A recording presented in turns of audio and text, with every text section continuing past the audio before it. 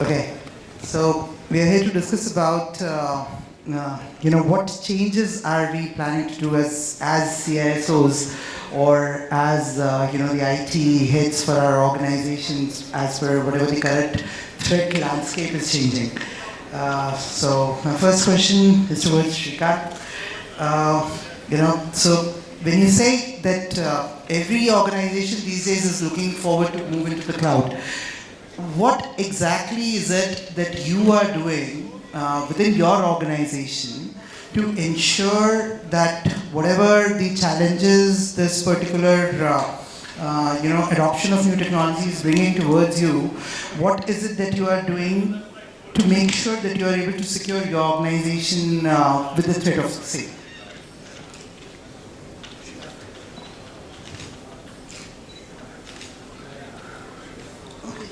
Suresh, sorry. Hi, good afternoon, everybody. So one of the things that we are doing is primarily we have been an on-prem kind of a setup for quite a long time. Till we moved to a colo, and then finally we are taking baby steps to cloud. So there are a lot of those advantages we have on-prem, where you have things in your control. You just let very few people. Being from insurance, predominantly our business has been the only product we sell out of the paper, just a contract document. And but early stage in the Indian space, there was a need for instant issuance. So that made us take baby steps to that early in our career path. And the moment you're on the web, then we have people trying to get in and so on. So we started off with simple things like we set up a SOC, and then we said that that was good because it was in our control. We decided what IP to be exposed, what not to be exposed. And the moment we went to cloud, then it was slightly different volume because one of the things we saw is most of the applications that we have in our kind of space are literally legacy. It's a different technology landscape altogether. So when you take it to a cloud, there's always a lift and shift. Some people do, but then you don't leverage the cloud. It's like instead of a colo, you just go to the cloud. So when we took some of the applications to the cloud technology with the cloud, tools available to be able to use, that is when we started saying, okay, how do we do these kind of evaluation and security assessment for cloud? So there we have engaged with the partners. We have engaged with the partners, and where our name, Tata and AAG. AAG had played a major role in the initial days, in helping us, evaluate a partner, do an app scan, ensure that your application is safe to be exposed.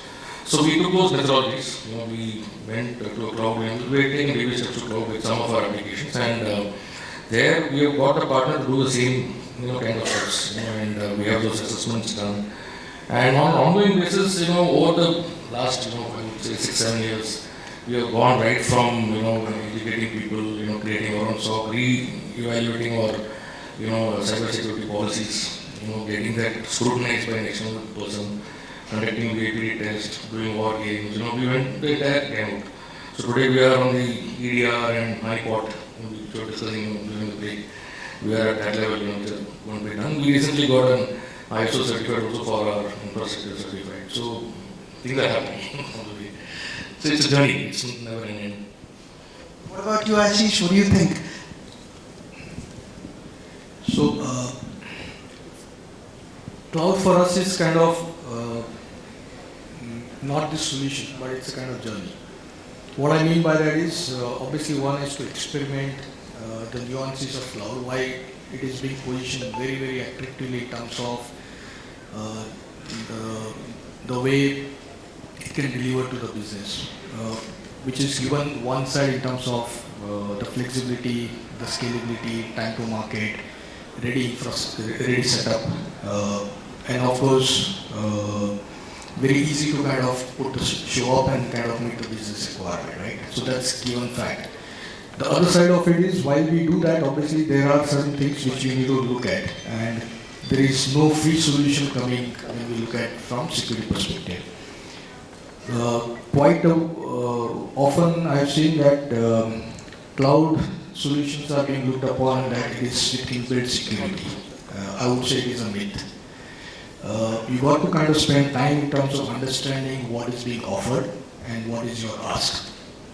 And once you do that part of it, then you will be very, very clear in terms of the points which you need to look at, which maybe you need to kind of extend from your team perspective or your process perspective, or you maybe have to take help from the partners or maybe the service provider themselves. But the fact of the matter is the onus is with you in terms of ensuring the security, including the data part of it. And that's how I look at it. It can unfold with respect to the kind of contractual obligations, the way you can pass on the responsibility of managing certain elements of the security. But at the end of the day, it is your responsibility as a security process to ensure that all of these pieces are being looked upon by you, certified by you, and is going to work in a fashion which is expected. That's one area which we see very, very clearly. The other area is the sustainability and the progressive move. Now, at times, from practicality perspective, we take a call saying we will not do certain elements of the security to be implemented on day one, right? And this is a reality across every one of us when we look at the solution. But that does not mean that it will remain as is throughout the life cycle. One is to look at continuously changing with respect to the business ask, with respect to the data points, with respect to how it is being accessed, by whom it is accessed, what kind of enhancements are being looked upon from business application perspective or the setup perspective, and then do the risk assessment again. So that's another piece which we have done in order to ensure that we remain up the curve with respect to the security requirement. And the third and last piece is the relevance with respect to that particular setup to be in cloud, or whether we should kind of add, augment, move forward, etc. And that is where the strategy came out, comprising of the business context, the IT requirements, and the security requirements in terms of the hybrid cloud setup. So that's how it's been done. Interesting. And Amol, so what is your take? What have you done within your organization to ensure that cloud security is there? Yeah. So probably I'll start with basic, right, fundamental block. So when we choose, right, between a traditional data center and a cloud infrastructure. So whenever you go and choose, I think basic fundamental block is whether a data center is certified on basic minimum parameters, right? Maybe you call it SOC 1, SOC 2, SOCs, right? There are numerous, right? And the trust comes when you see certifications, right? And in a traditional data center, selection of it, right? You generally look for the certifications, right? To even make that choice, right? Now with cloud, right, especially players like AWS and Azure, right, it is a default nature where all these fundamental blocks of certifications, right, from secure infrastructure standpoint are already in place. So at least that particular part you don't have to take care of. I think he has mentioned, right, it is not given. Security again, it is, again, that is the next fundamental block, right? When you deploy your applications, right, because I got privileged at least to take 2 organizations before that to cloud. So at Liberty we are 100% on the cloud. But then it is your responsibility, right, to ensure you inculcate those secure coding practices, right, and then have those techniques, right, technologies, right, and processes and governance framework, right, to manage your security, right, which requires obviously all these basics, right from identifying to resolving and then preventing, right. So that's it, but again you have to be continuously aware. As he said, it is a journey, right? You have to continuously adopt, right, and evolve, right? As threat perception evolves, you have to also evolve as an organization to mitigate these threat perceptions. Interesting. Nilesh, so basically, you know, we all come to know that CISO's office, they keep on facing all kinds of things coming their way. Anything whichever has got a security thing written and it's coming from the regulator side is being thrown across to the CISO. So how do you think that you are able to battle out the new threats which are coming through? As well as how do you think you are able to manage all the regulatory, you know, requirements from your organization perspective? Hello. Thank you. So, I would say first, what are the challenges CISOs are facing? Okay. First is the insider threat. Second is giving access to critical data. And third is a human error, which you do not have control actually. Okay. Considering these elements, we follow a principle of PPDR, that is predict, prevent, detect, and respond. Okay. So under predict, you should know what are your fault lines. Okay. You should know your risk areas. And under prevent, you should know how to harden those so that your incident can be minimized. Okay. Under the detect and protect, majorly the SOC practices comes into picture, and your runbooks, your playbooks, your crisis management exercise, all those comes into picture, where it shows your maturity. Okay. So these are the basic things I would say we are following. But coming to the cloud especially, see cloud, if you compare the cloud with your on-prem infra, so on-prem you know each and everything since it's your control. But when it goes to the cloud, you do not have that blueprint which you can build on your on-prem infra, because there is highly microservices, API-driven services. You do not know what is happening on behind. So whenever there is an alert given from the cloud infra, you should contextualize that alert. You should not see that alert only from that perspective. So the Capital One was one of the biggest example for that. What had happened? The vulnerability was told that there is a vulnerability, but since it got categorized as a medium, it went to the next cycle of patching. Nobody interpreted that using that vulnerability, what could happen future. Okay. So the cognitive reasoning one has to do. Why I am not doing this? Why I am doing this? So the contextualizing alert is a main thing. In fact, the earlier session, what colleagues had explained, we have embarked that journey.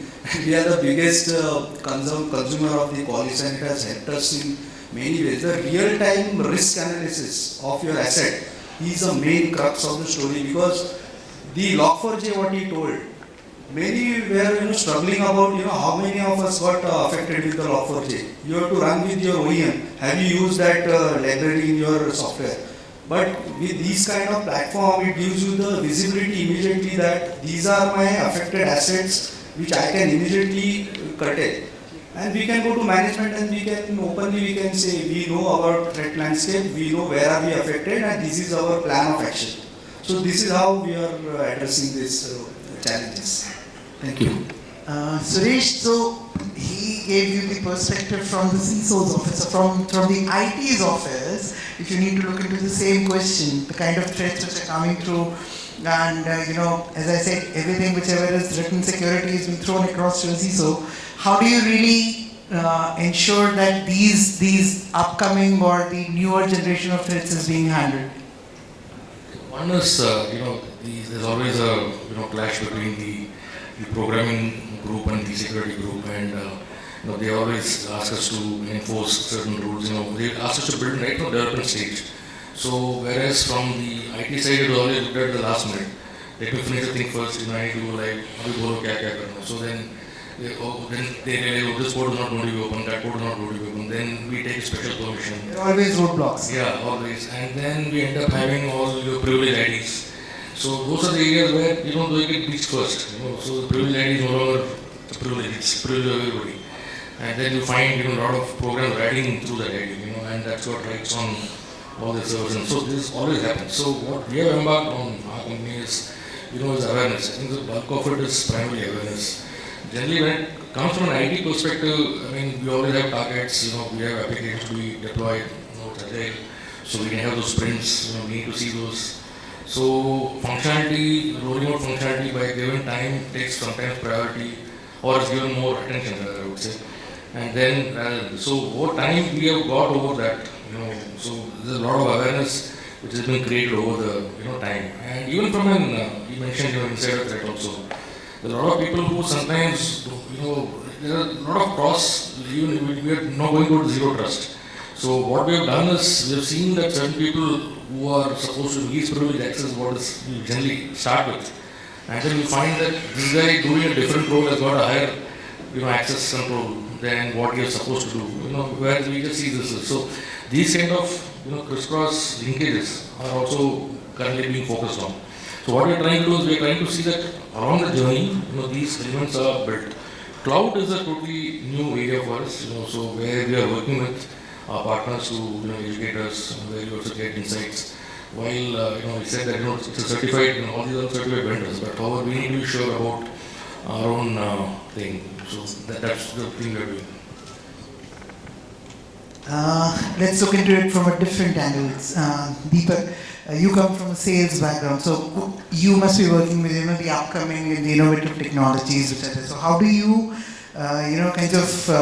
bring these technologies to the table for CISOs to ensure that file and data which is being shared across within the organizations, everybody is doing it.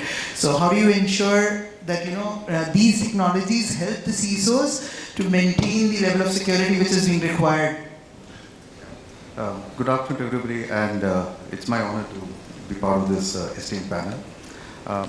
Before I get into the details of it, I just want to touch upon something that is pervasive in among all of us, called digitization. Right? I think the way digitization is taken off in India, we are far superseded some of the advanced countries who have adopted technology much ahead of us. Right? It's like a fish adopting to water, right? We just give it. And look at the example of UPI. The banking industry brought UPI, and today UPI has become the de facto standard for any payments, right? And the volume of transaction. Now let's look at how the last 2 years of organizations evolved. Organizations had the challenge of getting people productive in their work, right? And they had to look beyond physical boundaries of the office to a digital workplace. Now, if we look at many of the organizations, they are trying to find out how to make a digital workplace more practical for the organization. At the same time, security, which is very paramount in a digital workplace, has to be brought in. So, which means to say that if digitization is going to help you do a transaction from anywhere, any place, any device, so is the digital workplace going to go in the same direction. That means your users are going to be accessing your information, critical or non-critical, from any place, any device, or any network, right? Which means a person who was uploading a file, downloading a file, sharing a file, collaborating a file, is going to do it from any of the place where he is able to work out of. This brings back the topic again. How do you reassess and reevaluate your security standards for digital workplace? And if you look at security, there are a lot of areas to look at, but there are three fundamental areas we believe organizations can do. One is confidentiality. How confidential are the information that is being presented in the digital workplace? Second is integrity of the information. Do I know my information has the right integrity when I'm being accessed from wherever I am? And third thing is of course availability. Is it available when I need it? Right? So assessing these parts are very, very essential. Now, coming to the technology part, there are some technologies that are really evolving to make digital workplace take a good start. But of course, there is nothing as an end to it. It's a good start, right? For example, from an architecture point of view, I'm sure all of us are familiar with the firewall technology. Firewall, what you do, you have a network isolation. You prevent an external actor from accessing anything internally. What if you could take those architecture to every digital workplace which you have? The idea is about air-gap architectures or data-driven architectures. So data is a architecture that is evolving to help digital workplace, present the information at the same time, prevent any external or internal security threats to prevail, in that environment. Second part of the technology development is the area called content disarm and reconstruction. Like for example, someone's uploading a file, downloading a file, sharing a file. What if the file has some malicious content inside, right? You don't want to discard the file, but what you want to do is you want to find out the malicious area and discard the malicious area, reconstruct the file back, and be able to process information, right? Third thing is of course blockchain. See, blockchain is bringing in a much higher security standards in certain document management kind of system, like using blockchain to build digital signatures.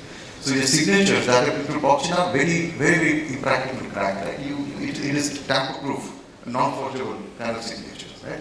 So now look at these three areas and apply it to how you are going to have a digital workplace where you're going to share the file, collaborate on the file, and bring these technology into the file sharing mechanism. Certainly the digital workplace can be a meaningful area and ensure that how digitization helps the transactions in the payment gateway and payment systems. Same digitization can help users to be productive in their workplace. Right? But of course, going back to the fundamentals of the assessment is always essential because if you don't, it's like this. You may have a lot of information, but is all the information critical, confidential? Answer is no. Could be some part of it. Depending on organization, the percentage can change. So when you do the assessment, to build the information into the digital workplace, I think it's important to understand which information is critical and confidential. Because when you have new technology, what's important is that, see, you don't want to have a white elephant in the room, right? Something that is too expensive to handle, I need to keep feeding a lot. So when we work with a lot of our customers, we get pushback from saying, hey, the technology is good, but how much are we going to spend over a period of time? Does anyone have an experience? With new technology, you know what you're going to spend now, but you don't know what's coming next, right? So what we advise our customers is that if your assessment on the data type is correct, apply it in a methodical manner. First, apply it in that business function where the confidentiality is the highest. Test it, verify it, get the whole proof point, and gradually you can start expanding to other areas, over a period of time. But still, you don't have to take new technology and apply across the organization because apply it only where the rule matters and other information which is not very critical can continue to be on, So the file sharing solutions that have been used in the industry have to be thought through in those lenses where it can integrate with the new advanced technology mechanism that you're going to be using. So that's what I believe as one of the technology areas to look at the digital workplace. Okay. Ashish, I would like to ask you as well. So it's like when you look into the, as the saying goes for us that I cannot protect everything without, kinds of monitoring it, right? So unless I can monitor it, I'll never be able to generate or protect against it. So what is it that you are seeing that, you are changing within your threat monitoring landscape, which is going to help your organization to be better prepared than yesterday? So there are two ways I look at it. One is as a CISO, when I look at professionally, I have a different answer, and when I look at as my individual entity as a CISO, I look at the answer differently. At the end of the day, the whole responsibility of ensuring that nothing goes wrong from security standpoint lies with CISO. That is how the final terms are. When I look this part from professional perspective, the answers are given differently. When I look at personal perspective, the answers are given different. So when I ask this question to myself as an individual, personally, it is not possible for me to be everywhere and ensure that at any given point of time, 24/7, 365 days, entire data sets across the plethora of the setups which we have to manage. It's not possible to do that as well. Which means if I throw this back onto the professional life, then obviously the question will come up how best I can attempt to do it and what are the ways and means to do that part of it. So there comes, when I look at from that perspective, then there are two solutions which comes to my mind. That's what I'm practicing and maybe I'm sharing that part of it here. It's a journey, it is not completed, and I'm not saying that I've done completing part of it. So one is the traditional way whereby we keep on hearing and keep on saying that the risk assessment methodology has to be looked into, and then every certain period we have to look at the threat, risk, vulnerabilities across the systems. People, process, hardware, cloud setup, on-premises setup, wherever the users are, which devices they are using, all of that part of it, right? So that's one aspect which will give you probably the grounds-up approach with respect to the risk part of it. And there is a top-up approach with respect to what you can look at from the perspective of the potential threat which is not coming up from this analysis itself. So the zero-day attack is something which is kind of reality of life today, which was not there maybe a decade back. And this approach of risk assessment was always appearing there. how do you kind of look at both the approaches merging together and give you a blueprint to look at in a better way is the point which I have kind of looked upon from this approach. Which essentially brings to a point that it will be a kind of combination of certain points. There are a number of tools available in this world, technologies available. Can you invest into all of them at one go? And even if it is possible to do that part of, can you kind of implement it and make it real meaning out of it in terms of the controls which you want to establish? Answer to my mind is no, and therefore there is always a kind of staggered priority approach which comes out of this approach and helps in terms of identifying this is what I would like to do first and this is what I would like to do second and things like that.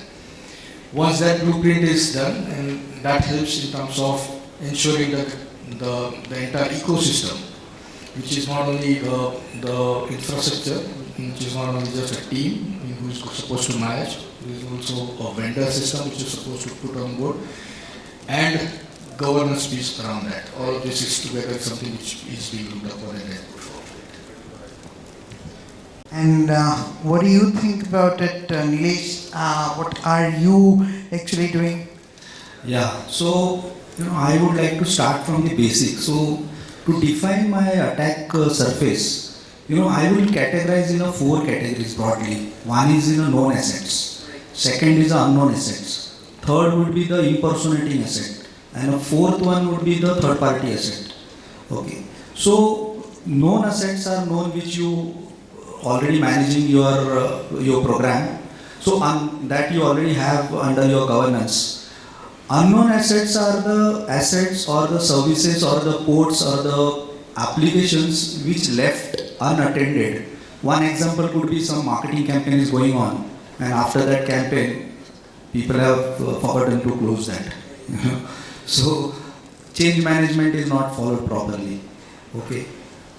Third is the impersonating asset. Those are like fake pages, fake accounts, fake applications which are lying in a digital world. Okay, and the fourth is very important is a third party integration which you have done with a lot of fintechs. For example, the JavaScripts which are running on your web pages and what type of data extraction they are doing, you should know. So coming back to the basics here, all these 4 categories should get complement with the digital exposure monitoring, okay, which is a necessity of today's world. Third thing is that it should get complement with the dark web and deep web monitoring also. Okay. So if you see in totality, as I said earlier also, the real-time risk scoring is the crux of the story for the known asset. Okay. For the unknown assets, you should have a mechanism to find out which are these unknown assets. Okay, there are the services which are available which will tell you these are the assets which belongs to you and you do not. IT. Yes, shadow IT. So, which should take care of these assets, otherwise it could lead to a big problem. Okay. So, we have certain tools and practices around it where it finds out and tells us that these are your shadow ITs. Okay. And the another one is the unknown assets where you have squatting domains are available, plus the fake apps are available. So there are services available which tells you these are the look-like pages which probably could be used in the fake email campaigns. This is one of the most used case nowadays. And if you see the recent attacks, the Uber one and the Cisco one, so that got initiated from the social engineering point of view first. Okay, that was the entry or the inception for those attacks. Okay, and then also you should have a visibility of your environment, whether any PowerShell scripts are having encoded, hard-coded with the admin privileged passwords. Those kind of visibility you should have. So considering all this in totality, we are started our journey and we are trying to mature ourselves, but we have not, I would say we have not reached to the optimized state, but at least we have started the journey and our vision is to reach towards the optimized state. Thank you very much all for your perspective. One question basically to the CISO. So, do you think that, so with the emerging threats, so, the IT security budget also needs to kind of go up and all. So are you managing with the same kind of budget, or is it like there has been an increase in the same? So this is a big challenge actually when it comes to ROI. You cannot define ROI for the security products. So I was just discussing some time back. So what we do is that whenever there is a breach happens and it gets published, always there is a question come from your board members. How are you placed? And I cannot go and tell them that technically this is that and I am at this stage, so that's why I can do only this much. So basically, simply what I would suggest that we should run such an assessment exercise in our environment, which will tell you that at least at the board level that how are we placed against these attacks. And then immediately you can tell us that currently 70% environment is covered, 30% is left, and what are the challenges to cover those 30%. So the breach assessment exercise which we carry out, that helps us largely to convince the senior leadership about how are we placed and what additional is required in terms of budget. Thank you. And from Ashish, your side? Really difficult point here actually, but what we attempt to do is obviously look at the priorities as I said earlier, and that goes very very clear with respect to risk associated with it. That is the probably key which helps us identifying and convincing the management saying the investment is kind of must there, which is coupled with the trend of the industry in terms of the attack surface which is becoming and being kind of shared right. So using those two elements is something which is helping us to kind of put forward the requirement back to management, getting them convinced about these investments. At the same time, making it very, very clear that this investment does not mean that we are going to be completely protecting ourselves. It is only to make the things harder for the attacker to get into the system, to that level of the preparation. And therefore, there is a scoring system which helps in terms of looking at which control to be kind of pushed forward and which control therefore is required to have an investment on that side of it. And that also gives a visibility to management saying there is a kind of priority being defined to take care of this particular aspect of it and not otherwise. So to give you a small example on that is, every one of us has seen last 2 years work from home, work from anywhere kind of situation, etc. And suddenly we saw a shift from the attack perspective, not coming to the corporate networks, but it is targeted to the end users, right? And that is where protecting those systems is something which was important. However, all of us know that there is no crown jewel sitting on that particular side of it, but it is necessary to protect to that level so that nothing goes wrong from that perspective and be an entry road for you into the network. And there are cases which have been reported from hack perspective where people have taken the inroads like that. And that was a use case for us to kind of look into that and then say we must do something on the end user system side of it. And we have invested into that part of it. So that's So you got your budget increased by that. Good. I think, even I was attending a particular conference last year and Gartner came with one particular term which was called as something like threat accepted SLAs. So something like, for example, if you want to secure your organization up to this level, this is the budget you have to spend. If you want to secure up to say 80%, this is the budget, and if it's 100%, then this is the budget. That's good. Any questions from the audience? Thank you very much. Thank you very much. And just one other perspective in our company which works for us is, being an insurer, we have cyber insurance as an offer. So, we were the pioneers to start in the industry in 2014. There is a very, very large awareness and uptake on this. So, as a part of that, we assess for the security posture of various customers. So, there are multiple types of insurance. What happens is some people, it said that it roughly takes 290 to 300 days to discover that there is an existing guy who's actor, who's activated. So, you're going to get hit anyway. So, the question is, why we talked about all preventive measures, what happens when they actually hit? And that's where we come, the insurers come, because they don't, when insurers show the number that doesn't mean it stops, it actually indemnifies later. So there, if you see, there are some companies where they simply reimburse you in terms of the financial loss, reputation loss, and so on. We go one step in terms of where we also, participate in assessment for customers. So we study there when they ask for a policy, when is your policy. So by doing that, we have got a large database. So we know what is the landscape out there, and hence we know what we need to protect ourselves. So we use that as a, budget. The point you asked, that has actually helped, and we have seen, more allocation for this. People have realized if this can happen to customers, it can happen to us. We are also one of the business enterprise. That is it. So being an insurance, there was another thing which I came to know last year. It was like basically cyber criminals also actually do this, that they try and find out what is the insured value of a particular organization. Then they do the ransomware attack, and when they are successful, they come across and tell you this much you are insured with. You better pay us this much money.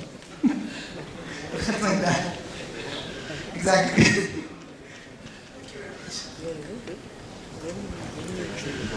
Thank you so much, panel members, and can we have a big round of applause for this fantastic panel? And I would now like to call on stage Mr. Amit Pradhan, Director Consulting India, SAARC and Japan from Mandiant, to kindly do the honors. Amit, thank you so much for doing the honors. We'll start with Mr. Ashish Shah first.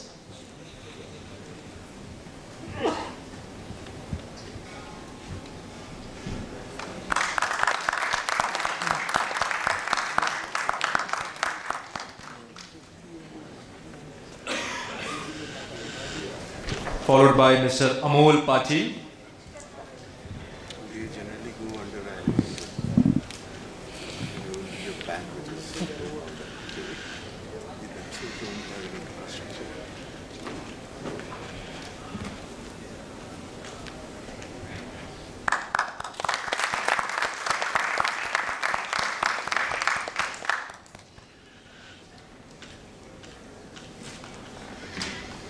Mr. Suresh K.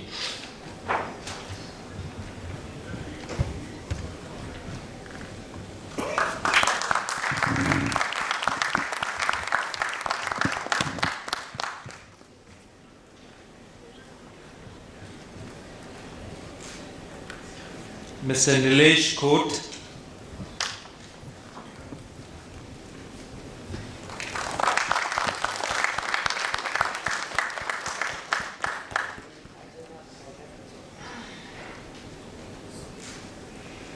Mr. Deepak Verma.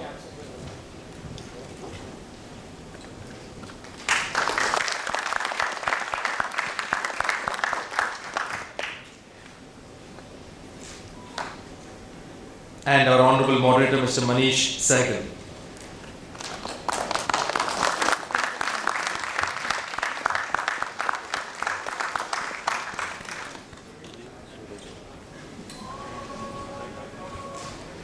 Honorable panel members, I would request you for a group photograph, and Amit, if you could also join them for a group photograph with this fantastic panel. So ladies and gentlemen, once again a big round of applause for this wonderful panel. Mr. Ashish Shah, Mr. Amol Patil, Mr. Suresh K, Mr. Nilesh Khot, Mr. Deepak Verma, and our moderator, Mr. Manish Sehgal. Thank you so much, gentlemen, for enriching us with your knowledge. And thank you so much, Manish ji, for wonderfully moderating the panel, and Amit for doing the felicitation and the honors. Thank you so much. Now